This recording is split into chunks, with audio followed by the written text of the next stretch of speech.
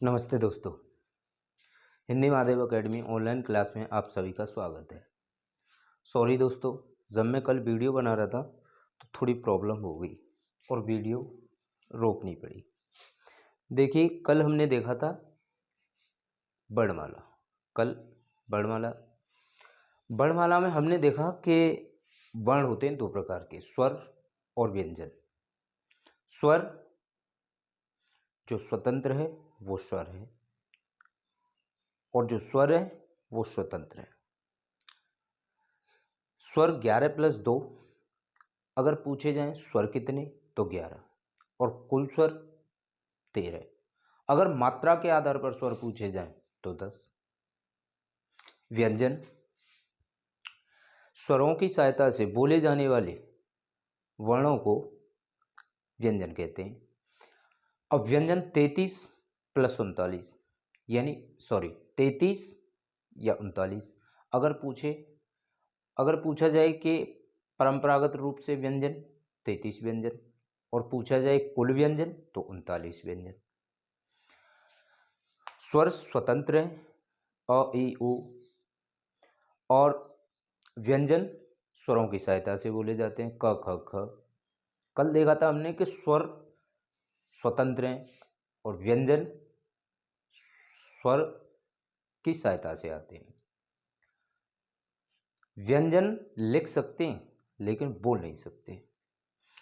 कल देखा था हमने कि स्वरों का वर्गीकरण स्वरों का वर्गीकरण कई प्रकार से होता है। कल देखा था हमने कि उत्पत्ति के आधार पर स्वरों का वर्गीकरण। उत्पत्ति के आधार पर दो प्रकार के होते हैं, मूल स्वर और संधि स्वर। मूल स्वर 4 होते हैं, अ ई उ ऋषि, और संधि स्वर दो प्रकार के होते हैं, मूल दीर्घ स्वर और संयुक्त स्वर। मूल दीर्घ स्वर कौन से होते हैं? इसको मैं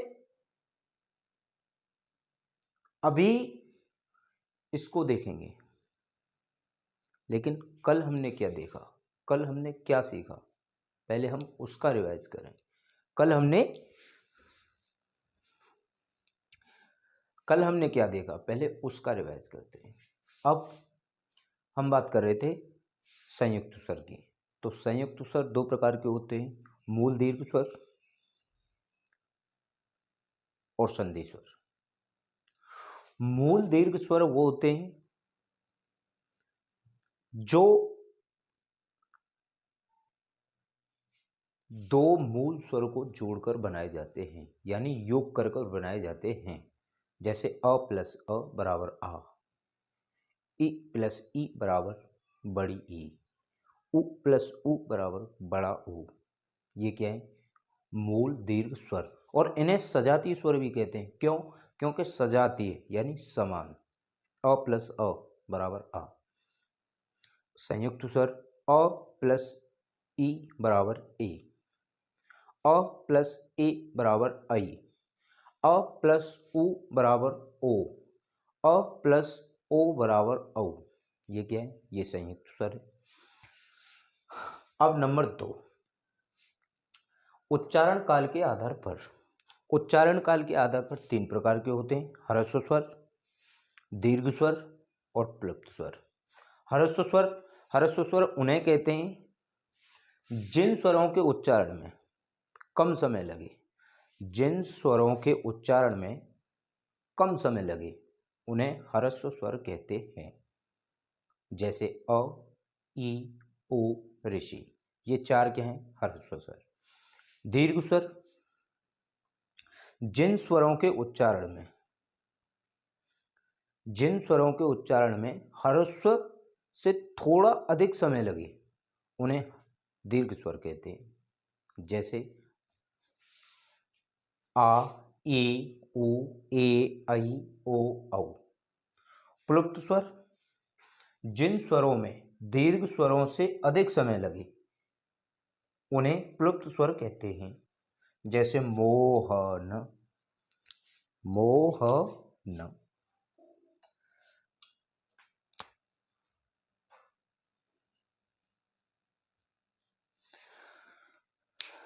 देखिए ह्रस्व स्वर, या फिर आप ऐसे कहें ह्रस्व स्वर एक मात्रा काल को ह्रस्व स्वर कहते हैं। दीर्घ स्वर द्विमात्रा काल को दीर्घ स्वर कहते हैं। प्लुप्त स्वर त्रिमात्रिक काल को प्लुप्त स्वर कहते हैं।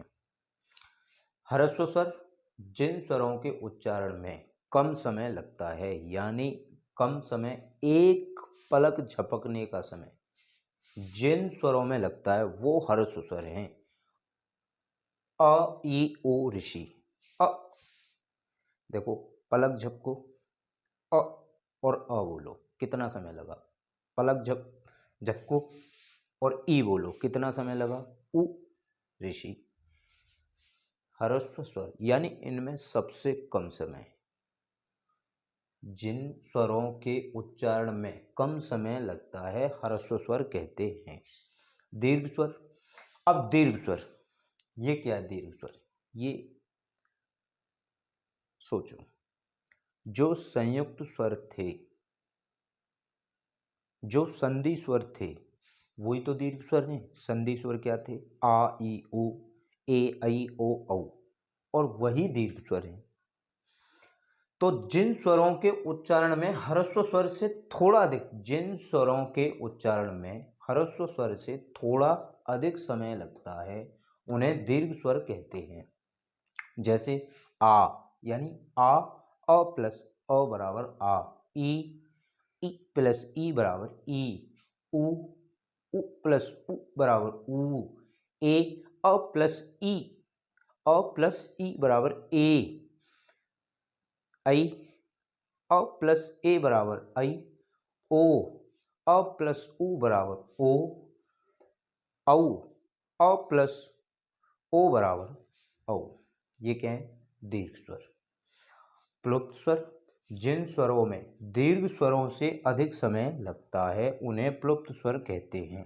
जैसे मोहन।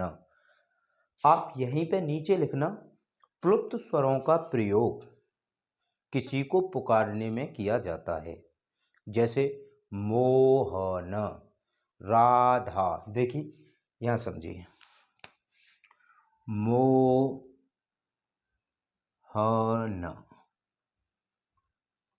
ये क्या है? ये जो चिन्ह है ना, ये तो प्लुप्त स्वर का चिन्ह है। प्लुप्त। देखिए मो, तेज आवाज कहां से आ रही है? मो, यहां पे आ रही है मो, मो, तो यहां प्लुप्त स्वर का प्रयोग होगा। जैसे राधा, रा, अब यहां प्लुप्त स्वर का प्रयोग होगा। धा, यहां भी तेज आवाज आ रही है तो यहां भी प्लुप्त स्वर का प्रयोग होगा। ये यानी किसी को पुकारने में प्लुप्त स्वर का प्रयोग किया जाता है। जैसे मोहन, राधा। उम्मीद करता हूं दोस्तों समझ गए होंगे। यहां पे प्लुप्त स्वर के नीचे लिख लेना कि प्लुप्त स्वर का प्रयोग किसी को पुकारने में किया जाता है। आप इसका स्क्रीनशॉट लीजिए, आगे चलते हैं।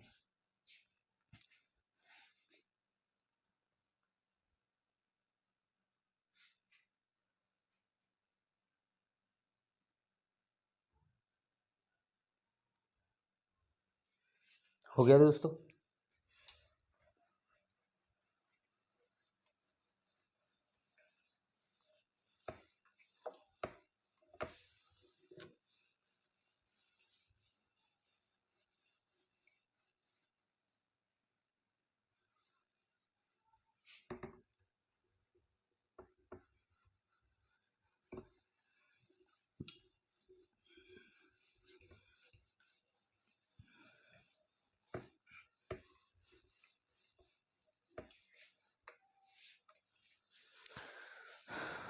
नंबर 3, जीव के प्रयोग के आधार पर। जीव के प्रयोग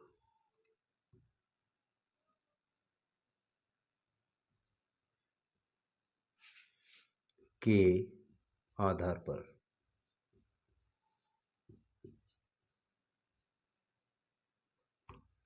आधार पर। इसके 3 प्रकार हैं। क्या? 3।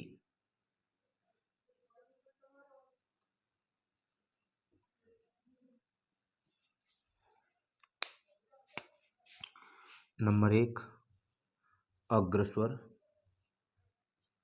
अग्रस्वर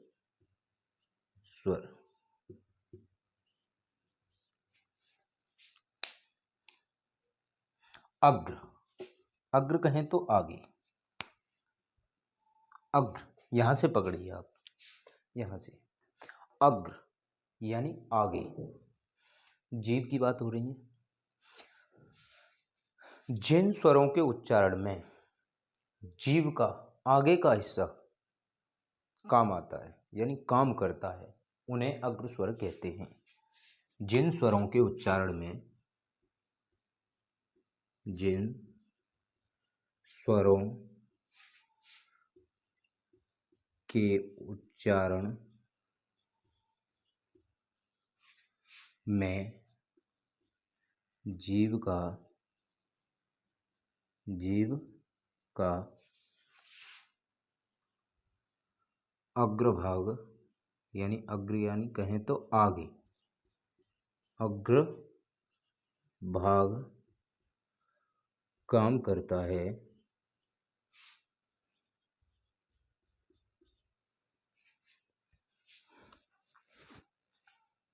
अग्रभाग प्रयोग में आता है।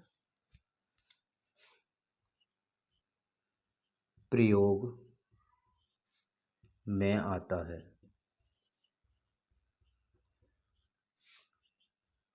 में आता है। उन्हें अग्रस्वर कहते हैं। उन्हें अग्रस्वर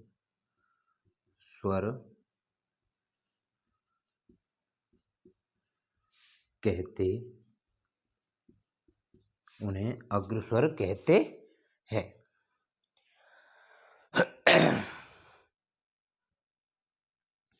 जैसे ई, ई, ए, आई और ऋषि।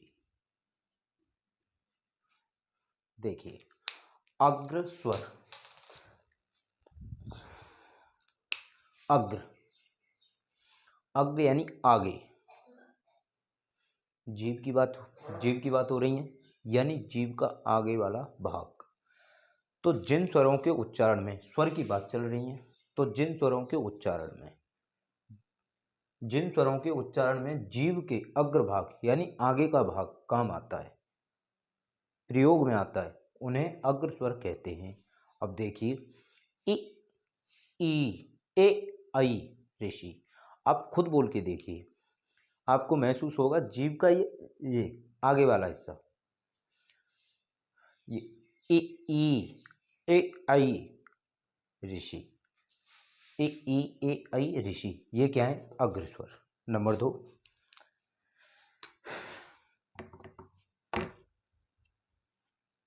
मध्य स्वर। मध्य स्वर, मध्य स्वर, मध्य यानी बीच में। जिन स्वरों के उच्चारण में, जिन स्वरों के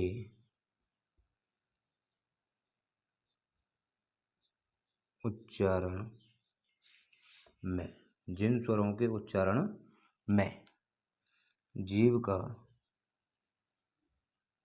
का मध्य भाग, मध्य यानी बीच, मध्य भाग प्रयोग में आता है, प्रयोग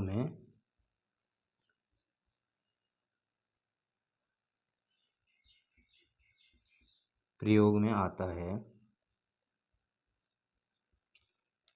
उन्हें मध्य स्वर कहते हैं। मध्य स्वर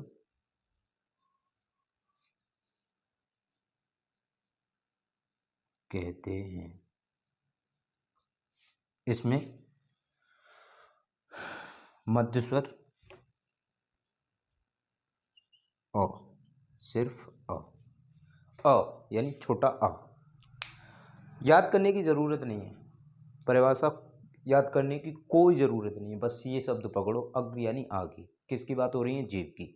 तो जीव का आगे का हिस्सा जिन स्वरों के उच्चारण में प्रयोग में आता है, यानी जिन स्वरों के उच्चारण में जीव का आगे वाला हिस्सा प्रयोग में आता है, उन्हें अग्रस्वर कहते हैं। जैसे अग्रस्वर कौन कौन से? ई ए ऐ ऋषि। मध्य स्वर, मध्य यानी बीच का। जिन स्वरों के उच्चारण में जिन स्वरों के उच्चारण में जिन स्वरों के उच्चारण में जीव का मध्य भाग यानी बीच वाला भाग प्रयोग में आता है, उन्हें मध्य स्वर कहते हैं। इसमें अ कौन सा आ जाएगा? अ।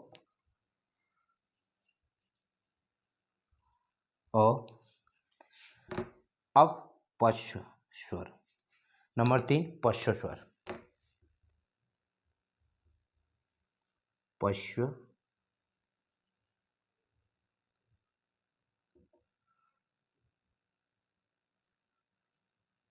स्वर।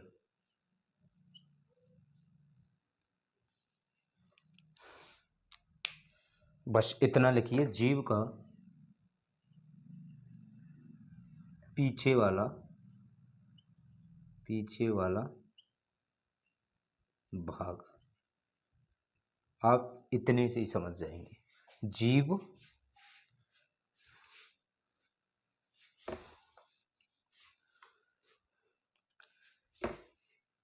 जीव का पीछे वाला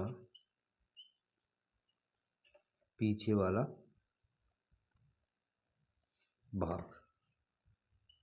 अब इसमें कौन से आ जाएंगे? अगर ये याद ना रहे तो बस ये देख लो ना, अग्रस्वर और मध्य स्वर में कौन कौन से स्वर आ गए और कौन कौन से बच गए। इसमें क्या बच गया? अ आ गया, आ बच गया, आ कॉमा अ आ ई उ ऊ ओ ओ ओ औ। ये आपके पश्च स्वर। बोलो, बोल के देख लो। पश्च यानी जीव का पीछे वाला हिस्सा, जीव का पीछे वाला हिस्सा। आ ऐसे देखो, बोल के आ, ऊ उ ऊ ओ औ। अंदर जा रही है ना, पीछे वाला हिस्सा, जीव का पीछे वाला हिस्सा प्रयोग में आ रहा है ना। ये आपके पश्च स्वर। ये अग्रस्वर ए ऐ ऋषि। मध्य स्वर अ। पश्च स्वर आ उ ऊ ओ औ। आप इसका स्क्रीनशॉट लीजिए, आगे चलते हैं।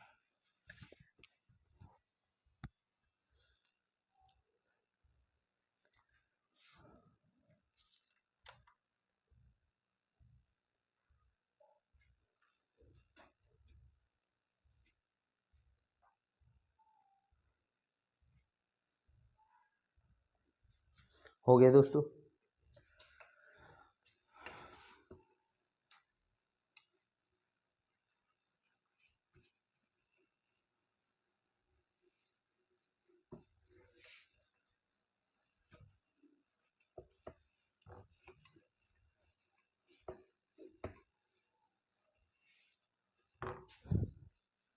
यहीं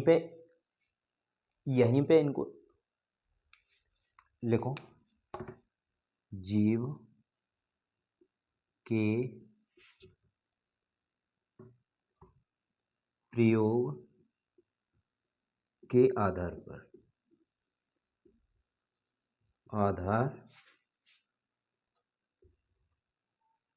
पर ये 3 प्रकार: अग्रस्वर, अग्र स्वर, मध्य स्वर, मध्य स्वर, पश्च स्वर, पश्च स्वर।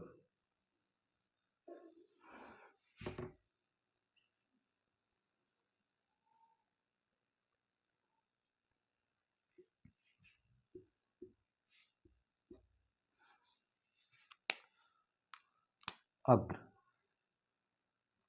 ई ए ए ऐ ऋषि।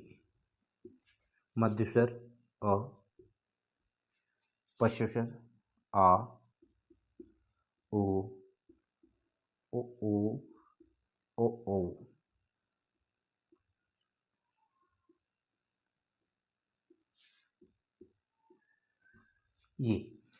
ये क्या है? ये आपके नोट्स हैं। ये क्या है? ये आपके नोट्स हैं। जैसे ही आपकी नजर जाएगी तुरंत देखते ही याद हो जाएगा, देखते ही याद। अग्र यानी आगे, मध्य बीच में, पश्च पीछे। अग्रस्वर कौन कौन से? ई ए ऐ ऋषि। मध्य स्वर अ, पश्च स्वर आ, ओ औ। स्क्रीनशॉट लीजिए।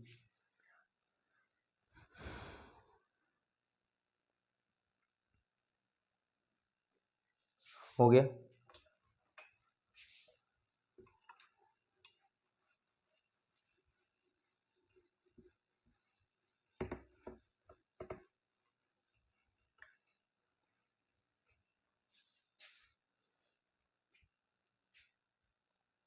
ओष्ठ नंबर 4, ओष्ठ यानी होठों, होठों की स्थिति के आधार पर, के आधार पर ये दो प्रकार के, आवृतमुखी,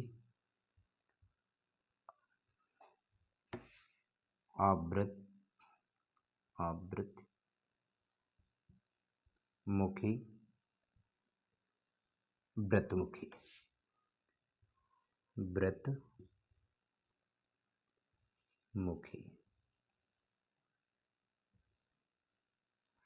आवृतमुखी, आवृतमुखी और व्रतमुखी। थोड़ा इसको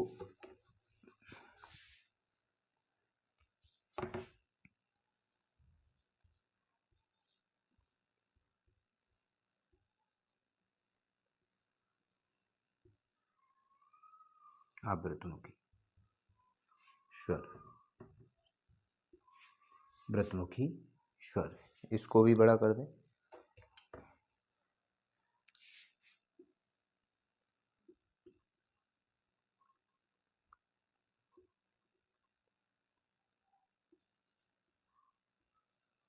व्रतमुखी स्वर दो प्रकार। व्रतमुखी, देखिए, व्रतमुखी, आवृतमुखी यानी व्रतमुखी, व्रत यानी गोलाकार, आवृतमुखी अ, जहां किसी के सामने अ लग जाए हिंदी में वहां अ का अर्थ नहीं होता है। तो व्रतमुखी गोलाकार और आवृतमुखी जो गोलाकार नहीं है, तो यहां लिखें गोलाकार,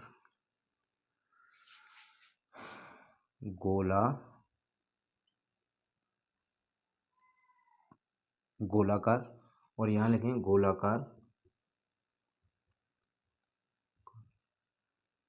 नहीं, गोलाकार नहीं।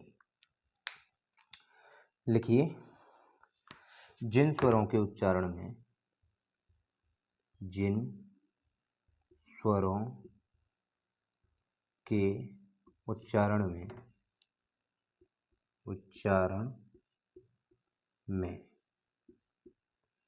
जिन स्वरों के उच्चारण में मुंह गोलाकार नहीं होता, क्योंकि आ यहाँ अ है ना, नहीं होता है, उन्हें आवृतमुखी आवृतमुखी स्वर कहते हैं, स्वर कहते हैं। अब ये अ, आ, इ, ई, ऋषि और ऋषि, ये क्या है? ये आपके आवृतमुखी हैं।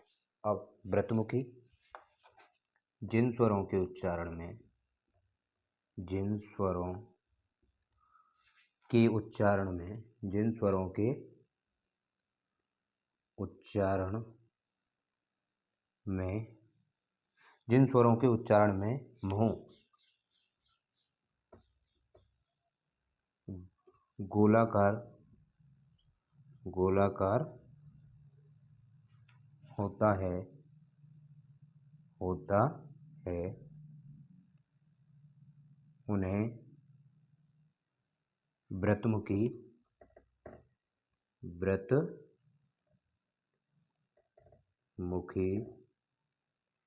उन्हें व्रतमुखी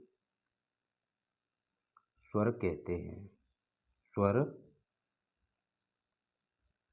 कहते हैं।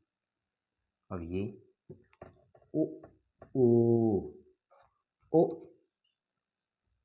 औ, ये क्या है? आपके व्रतमुखी। ओष्ठ यानी होठ, ओष्ठ यानी होठों की स्थिति के आधार पर दो प्रकार के, आवृतमुखी व्रतमुखी, या फिर व्रतमुखी आवृतमुखी। व्रतमुखी जो गोलाकार, अब गोलाकार जिन स्वरों के उच्चारण में, सॉरी यहां होठ, ओष्ठ लिखो,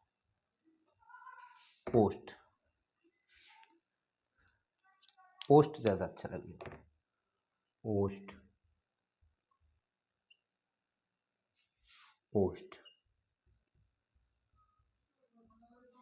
जिन स्वरों के उच्चारण में ओष्ठ गोलाकार नहीं होते हैं उन्हें आवृतमुखी स्वर कहते हैं। जिन स्वरों के उच्चारण में ओष्ठ गोलाकार होते हैं उन्हें व्रतमुखी स्वर कहते हैं। ओष्ठ आवृतमुखी, होठ जहां गोलाकार न हो यानी आवृतमुखी। अब एस, अ, आ, इ, ई, ऋषि। व्रतमुखी जिन स्वरों के उच्चारण में ओष्ठ गोलाकार होते हैं उन्हें व्रतमुखी स्वर कहते हैं। ऊ हुए ना गोलाकार, ऊ, ओ, ओ, ओ, औ। ये 4, ये 5 स्क्रीनशॉट लीजिए।